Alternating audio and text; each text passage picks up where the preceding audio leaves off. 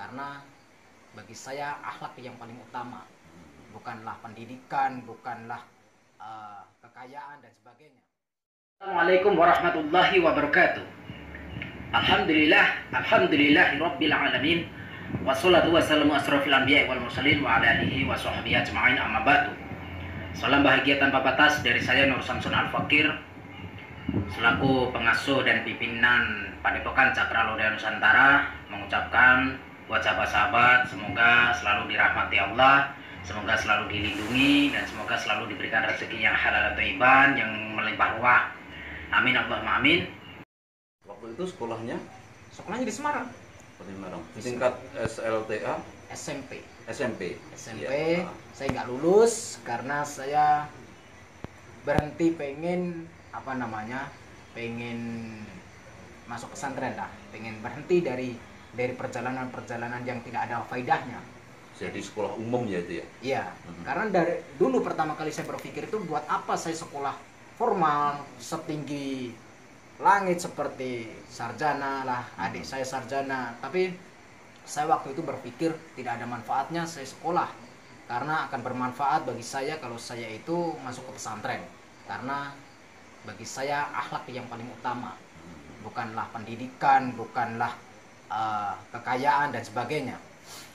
Dan saya di pesantren itu diajarkan sama beliau itu luar biasa. Selain diajarkan jadi ilmu rohani, tetap jasmani juga diajarkan. Saya belajar di situ selama 5 tahun kurang lebihnya Di pondok pesantren Mbah Wahid ya? Mbah Wahid.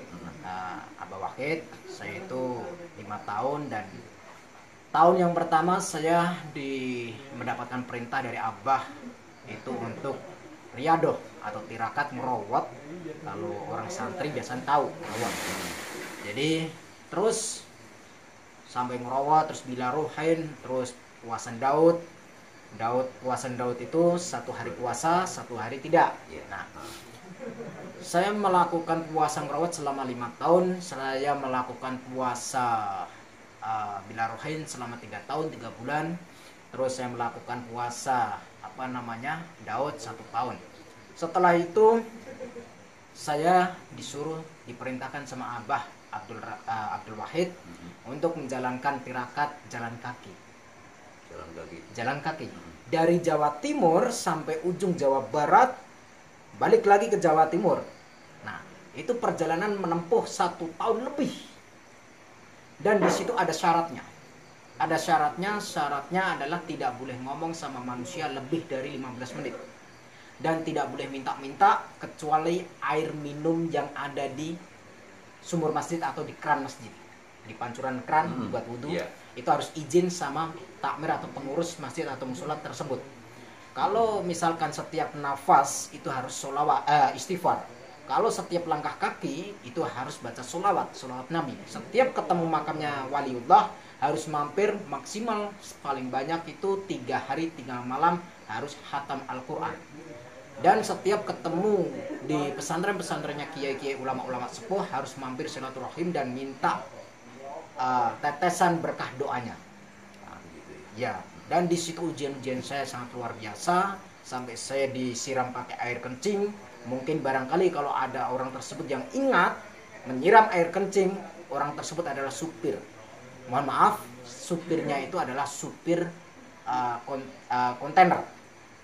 Waktu itu perjalanan mau selesai ke arah timur dari kembali itu waktu masih di daerah sekitar Losari. Nah, itu disiram pakai air kencing kena dada. Terus ujian yang kedua itu diludahi sama supir truk, tapi truk box. Nah, itu diludahi. Itu melintas? Ya, saya jalan aja lurus. Tapi karena saya pantangannya tidak boleh marah, tidak boleh emosi, tidak boleh dendam, maka saya abaikan dan saya terus berjalan. Dan di situ kalau masalah saya di ujian kena santet, dari dulu sampai sekarang udah terbiasa. Jadi hal-hal yang seperti itu ya. Maka dari itu saya beretikat untuk mendatangi para dukun-dukun santet untuk menyadarkan mereka-mereka beliau-beliau yang mungkin saat ini masih belum paham tentang perjalanan-perjalanan yang sebenarnya, perjalanan hidup yang sebenarnya. Nah, terus seputar saya waktu saya masih belajar di pesantren, ada keanehan-keanehan yang saya alami di pesantrennya Abah Wahid. Saya waktu ngecat di masjid itu hal yang tidak masuk akal dilakukan oleh beliau Abah Wahid. Menyuruh saya, memerintahkan saya supaya menyapu, dan ternyata beliau itu membawa 1 kilo beras yang di plastik itu, dicecerin ke serambi masjid. Coba kamu kesini, ini beras ini disapu, nanti masuk dibawa ke kamar, dimasak aja, dimakan sama teman-teman. Berasnya tadi ya? Beras. Kenapa tidak langsung diberikan saja? Kenapa harus dicecerkan? Harus menyuruh saya itu menyapu. Itu berarti dijajarin, dikumpulkan kembali begitu ya? Itu yang pertama. Dan yang kedua, selang 5 hari kemudian beliau gula pasir yang dibuang lagi. Sama seperti tadi? Sama seperti tadi. 1 kilo juga. Itu juga saya suruh nyapu, terus disuruh buat kopi nanti malam sama teman-teman, ya saya pakai. Dan semua itu saya berpikir, ada apa sebenarnya? Kenapa beliau itu caranya seperti itu? Kan hal yang aneh. Setelah saya tafakur sampai sekarang ini, saya bisa kecil-kecilan membangun sebuah yayasan padepokan yang ada di Demak pusat ya, walaupun saya ini punya cabang di Malaysia, sudah punya cabang, terus di Kalimantan punya cabang, di Madura punya cabang. Dan saya berpikir, kenapa beliau itu dulu waktu mengajarkan saya itu bertingkah seperti itu. Ternyata jawabannya adalah, inti dari apa yang dilakukan beliau terhadap saya itu untuk membersihkan kotoran dari hati saya. Intinya kenapa harus menyapu? Karena supaya menyapu kotoran-kotoran jasmani dan rohani saya. Nah, karena sebelum pesantren saya kan nakal. Saya nakal, biasa nakalnya anak muda. Nakalnya anak muda, suka berantem, suka nipu orang tua. Pernah ngalamin juga ya? Iya. Jadi bohongin ibu saya. Kalau ibu saya ngasih duit buat bayar SPP ya, saya nggak bayarin, tapi saya buat jajan. Gitu. Saya buat jajan gitu. Jadi mohon maaf ibu, kalau ibu saya mendengarkan, mohon maaf, dan saya setiap hari juga minta maaf sama ibu. Ya itu masa-masa waktu saya masih muda, masih sekolah, biasa butuh uang jajan lebih untuk main PS, PlayStation gitu kan. Terus perjalanan mengenai saya mendirikan padepokan itu, dan sedikit informasi, padepokan yang ada di Demak insya Allah akan saya pindah ke sini, ke Ngawi. Nah, jadi Ngawinya itu alamatnya ada di Pentuk Pelem, RT 4 RW 5, Kelurahan Majasem, Kecamatan Kendal, Kabupaten Ngawi, Provinsi Jawa Timur. Itu kapan ini baru realisasinya? Ini baru diagendakan, dan saya sama keluarga baru merembuk masalah lokasi tanah dan masalah kedepannya biar tidak terbengkalai gitu kan, enaknya bagaimana, ini masih rembukan, belum menemukan titik terangnya, ini masih dirembuk terus. Dan saya juga sebenarnya merembuk itu nggak cuma 1-2 hari sih, karena tiap hari ada tamu, jadi repot kan untuk merembuk itu. Nggak mungkin saya meninggalkan tamu demi merembuk ini, nggak mungkin. Semoga terlaksana lah, baik saja. Jadi terus mungkin ada pertanyaan lagi, Gus. Apa? Kesan dari Gus Nur Samsun ini terhadap beliau yang terhormat Mbak Kiai Abdul Wahid itu seperti apa? Beliau di mata Gus Nur itu seperti apa? Kalau saya menceritakan tentang beliau itu rasanya pengen nangis.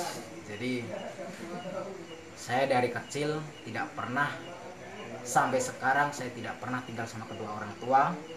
Saya diasuh sama nenek, dan walaupun tidak satu rumah dengan kedua orang tua, tapi saya bisa berkembang dan saya bisa sampai saat seperti ini, itu berkat beliau guru pertama saya yaitu Abah Kiai Haji Abdul Wahid atau Syekh Jubah Hijau. Beliau satu-satunya di antara banyak guru-guru saya, termasuk Kiai Haji Ma'ruf Amin yang saat ini wakil presiden. Beliau salah satu guru saya, Abuya Mufasir, Abuya Uci,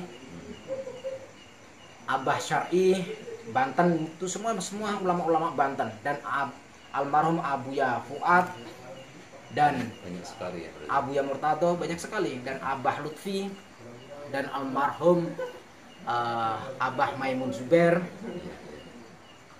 dan pamannya Tuan Guru Bajang. Saya pernah mondok pesantren di NTB juga, masih pamannya Tuan Guru Bajang.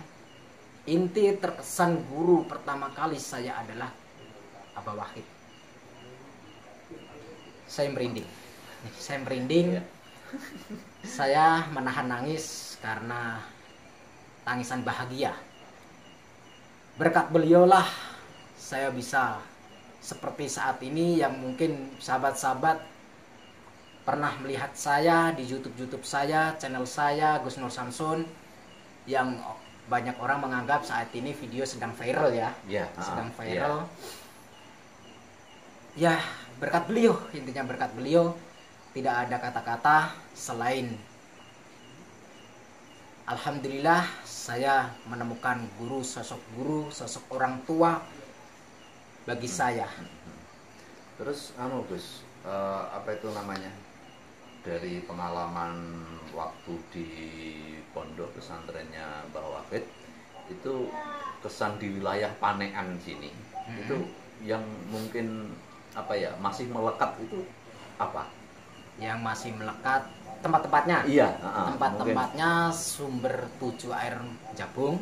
Iya. Yang kemarin di YouTube itu ya? Nah, kemarin waktu saya explore sama Gus Fahim, iya, saya ditantang pengambilan pusaka. Terus Pasar Panekan, karena saya suka apa namanya, kalau ada liburan pondok pesantren saya suka main ke pasar, entah itu main PlayStation. Karena sampai saat ini saya juga masih suka main PlayStation. Saya di rumah punya PlayStation. Masih gemar juga ya? Masih gemar gitu. Masih gemar. Terus wilayah Magetan ya, terutama Magetan, alun-alun. Alun-alun saya hobi sekali nongkrong di alun-alun, dan saya suka dengan kopi Magetan, khas kopi Magetan. Jadi kopi Magetan itu, karena kebanyakan kopi Magetan racikan sendiri ya, masih apa itu, perongkol ada numbuknya kasar gitu. Numbuknya kasar itu, sedep wangi ya, mantep, bikin melek mata kan, nggak jadi nangis nih. Baik Gus Nur Samsun, terima kasih waktunya untuk wawancara kita, informasi. Semoga perpindahan pondoknya nanti segera terlaksana. Amin. Semoga sukses selalu. Mungkin menyapa teman-teman dari Kabar Panean, Gus. Ya, sedikit saja ulasan dari saya, pesan-pesan dari saya, karena saat ini sedang dilanda, bumi kita ini dilanda dengan wabah COVID-19. Jadi mari kita bumingkan sholawat. Kita bersolawat, karena sholawat bisa menolak bala atau segala macam mara bahaya atau segala macam penyakit. Jadi kalau sholawat yang karena saya orang Nahdlatul Ulama, salah satu pemuda Nahdlatul Ulama, tentunya saya mengamalkan sholawatnya dari ijazah dari Abah atau Kiai Haji Hashim Asy'ari, pendiri NU. Kalau boleh tahu itu sholawat tadi namanya apa ya? Sholawat apa? Sholawat Liqhamsatun. Jadi cari aja di Google atau YouTube, banyak Liqhamsatun. Jadi sholawatnya Mbah Hashim Asy'ari. Saya ijazahkan, silakan diamalkan, insya Allah menjadikan keberkahan dan kemanfaatan. Pesan saya satu lagi, jangan pernah tinggalkan sholat, itu saja. Terus tebarkan kebaikan, karena kemungkaran tidak akan ada untungnya. Dari saya Nur Samsun, kembali lagi ke beliau, barangkali pengen